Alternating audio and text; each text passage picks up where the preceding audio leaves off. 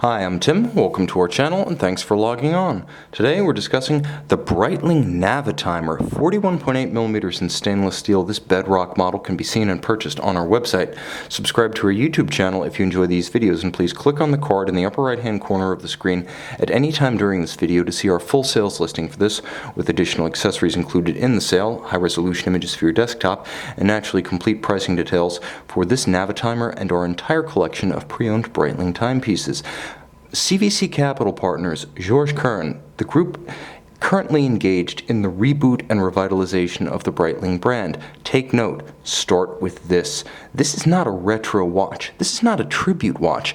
This is nothing like the mummified zombies that have been revived around the industry by companies plagiarizing their own heritage. This is simply an institution that never died.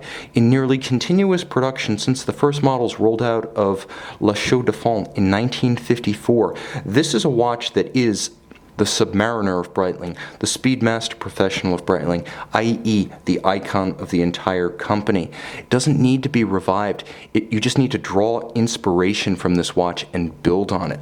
Now you can see on my wrist 16 centimeters in circumference. The watch is not far from the original in size. The original 40mm, this 41.8. It has a traditional size and a traditional style, rather thick but not excessively so. 14.7mm. You can still wear it easily under a sport jacket or a blazer cuff.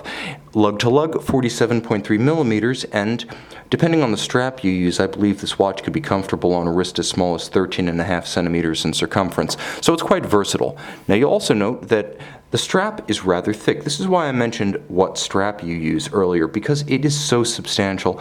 It may be that for the smallest of wrists, a thinner, more supple strap might be preferable, but this is aviator style and authentically so. Calfskin robustly bolstered with sheer cut sides and a contrasting stitch.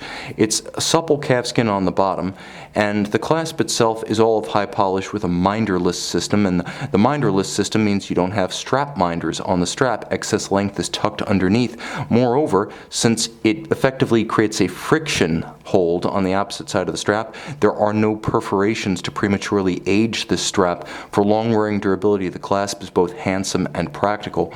The case is all in high polish, and because it's not oversized, it can get away with that finish without being garish. You can see that there are small and subtle bevels molded into the lugs themselves, surprisingly complex and quite handsome. They're also delicate, beautiful, and elegant. Yes, a sports watch that achieves elegance. It's amazing what was wrought by past generations. Simply keep the flame burning, Mr. Kern. Okay, let's talk about the dial. You can see the bidirectional rotating calculator bezel. Plenty of knurling on the outside for an easy grip. It's basically a multiplication device. A circular slide rule, you can use it to multiply or divide very rapidly, so long as you keep the units of your operation in mind. Are you talking tens? Are you talking hundreds? Are you talking thousands or singles, fractions? Whatever it is, that's all you have to keep in mind. Multiplication and division, quite easy. Online, many tutorials available. I'm actually going to do a how-to on these bezels in a few days. Prior to that, however, you can enjoy every other feature of the watch, including the classically inspired dial.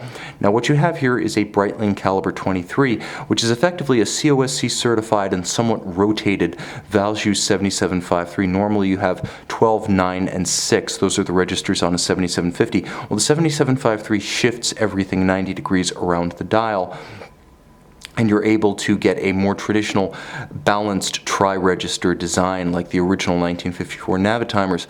Legibility is excellent. There is enough luminescence to see in the dark. There's a convenient date window at 4:30, so though the originals did not feature that functionality, I find it practical and contemporary and appropriate. I would not trade it for an unmarred dial. I like the date on my watch just as I enjoy automatic winding and basic movements refined to a very high degree. The reliability of the underlying caliber, the 7753 in chronometer form, endowing this watch with a standard of precision far in excess of 1% per day. You really can't overestimate how difficult it is to achieve COSC tolerances in a mechanical timekeeper. Work out the number of seconds in a day and then realize that -4 plus 6 in 24 hours is simply a mind-blowing figure. Now the chronograph, although operated by a cam system, is crisp with positive feedback. There is no quick set for the date because of the 7753 architecture. By changing the orientation of the registers, you do lose the quick set, but there is a hacking seconds function, so you can stop the seconds to synchronize precisely to a reference time. 30 meters water resistant. This is a pilot's watch, not a diver. Nevertheless, it is an all-timer. With the unique aesthetic and functionality of the bezel, the reliable ETA-based chronometer-grade chronograph inside, and the gravitas, the ambiance, the character built up over decades of almost continuous production. Again, this is not a tribute watch. This is not a revival watch. This is a survivor. And in the era of the new Breitling, this survivor may just become the standard bearer. CVC, Mr. Kearns, please make it happen. See this one and own it on our website.